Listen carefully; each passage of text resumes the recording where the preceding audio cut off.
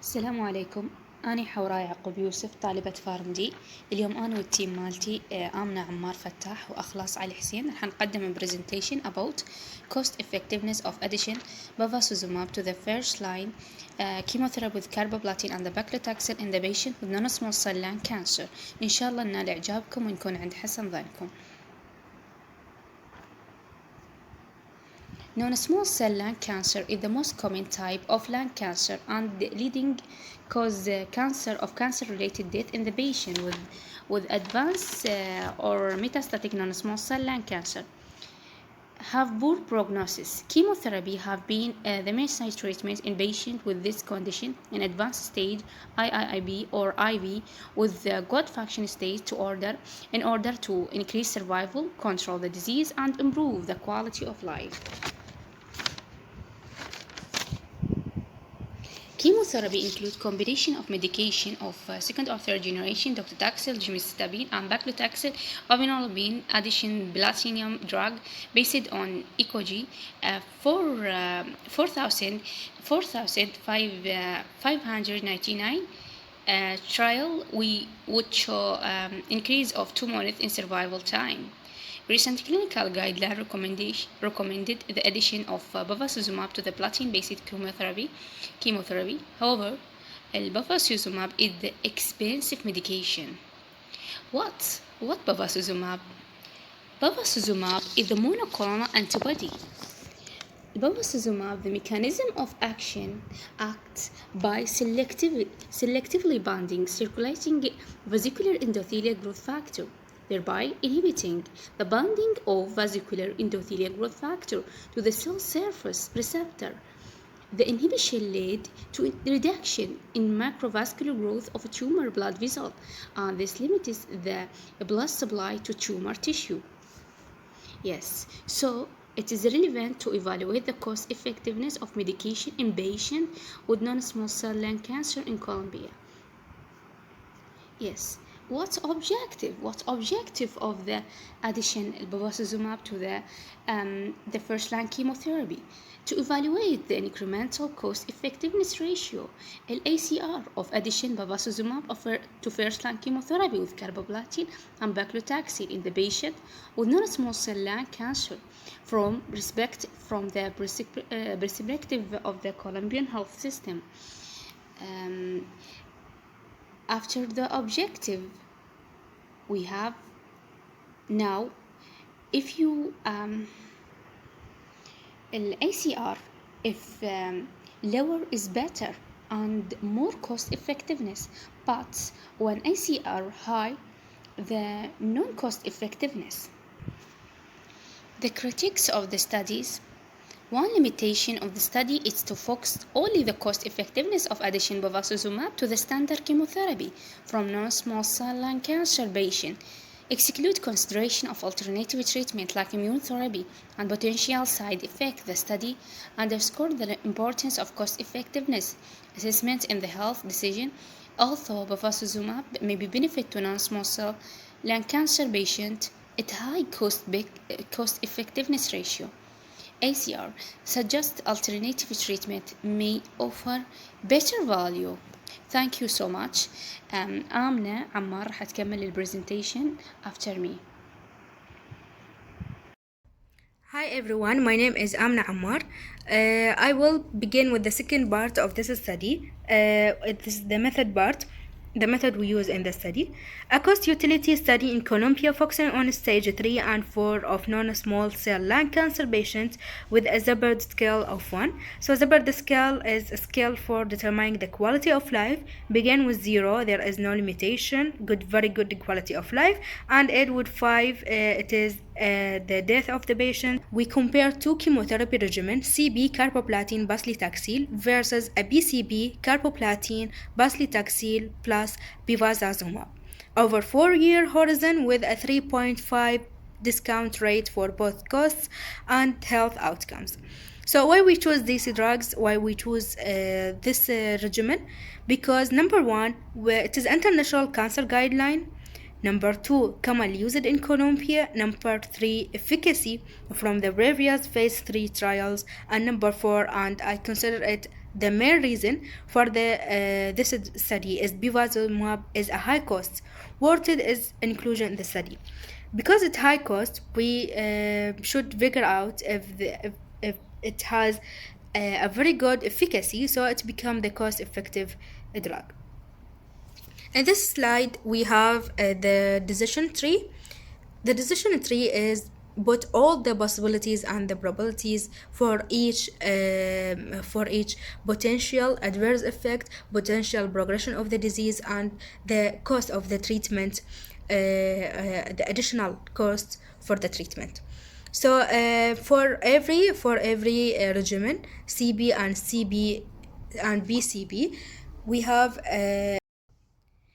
have 4 possibilities.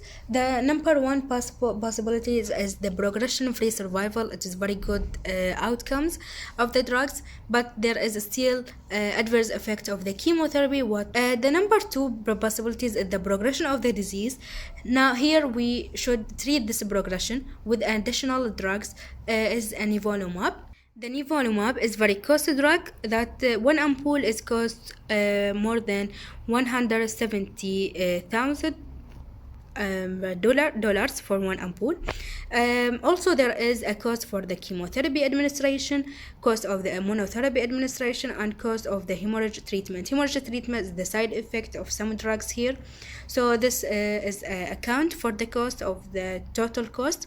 And there is a cost of the palliative care. So here the third potential or the third possibilities is the progression to the terminal stage that need supportive care for the patient. And the fourth possibilities and the last possibilities is the cancer death or death by other causes other than the cancer. So in the CB regimen, carboplatin and paclitaxel, there is a second line treatment for the progression. It is very high cost, as we said, the nivolumab drugs, and there is a pneumonia but potential side effect of the nivolumab. There is a third line, docetaxel, for the third line progression or the after additional progression of the drugs. In this slide, we see the health outcomes measured. Number 1 is the quality adjusted life years, is QALY, as we called it, and life years gained, LYG. There is a well next to pay threshold of the Colombia health care system is $115,000, and it is very low for this study. Ethical approval was not needed as this study didn't involve human or animals. So the Markov cost per state, the progression-free survival and the progression cost and the terminal stage cost.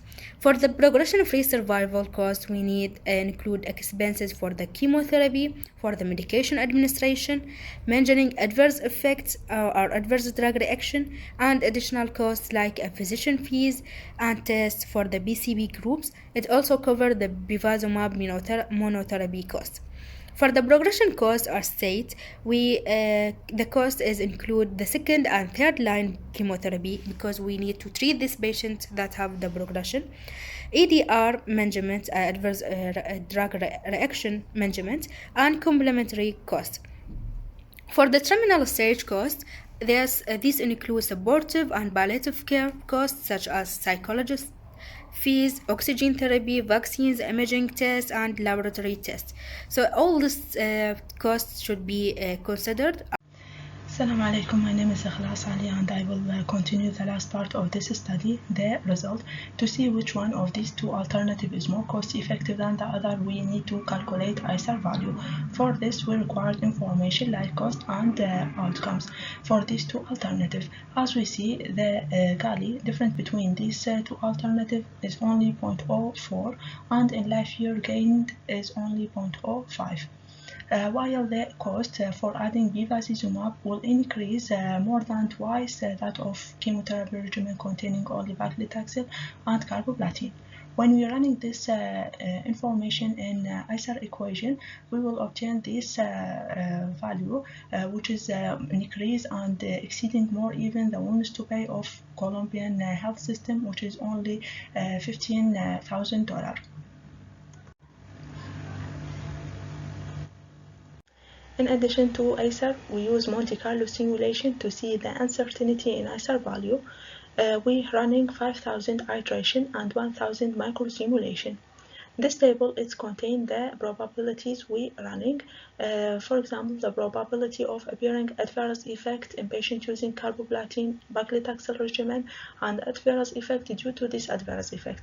For example, if the adverse effect here it was bleeding, the adverse effect here it will be the appearing of anemia. The same thing for regimen containing bevacizumab and the probabilities of using second or third or using supportive care system, and the probabilities of what will be utility in patient in different patient disease state, and what is the cost we paying for this drug we used and a drug we used to treat the adverse effect. The result of Monte Carlo simulation was appear in this figure, which is containing the acceptability curve. In the x-axis, we will have the willingness to pay, which is ranging from 0 to $100,000, and in the y-axis, it represents the cost-effective percent. As we see the curve it containing the iteration we running for regimen containing bevacizumab, we find it still at 0% even when we increase the willingness to pay of Colombian healthcare system to 100,000, while in carboplatin paclitaxel it was 100% in all iteration we running. We can conclude this result by saying that adding of bevacizumab to skin containing paclitaxel and carboplatin, it's not cost effective from the willingness to pay of a point of view of Colombian health system. Recommendation. The first recommendation is the local data collection because this study it's running their model probabilities depending on published literature and using the adverse effect appear in clinical trial doing in other countries rather than Colombia, because this information is not available in Colombia. So to improve this study we need to include study specific to Colombia, more specific to Colombia. The second recommendation is the subgroup analysis.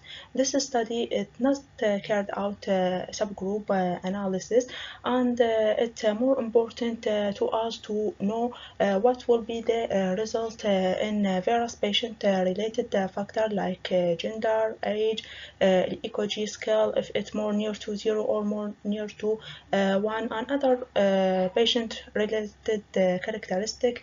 And this maybe provide to us insight into which patient group will be have more benefit from this treatment of adding bevacizumab.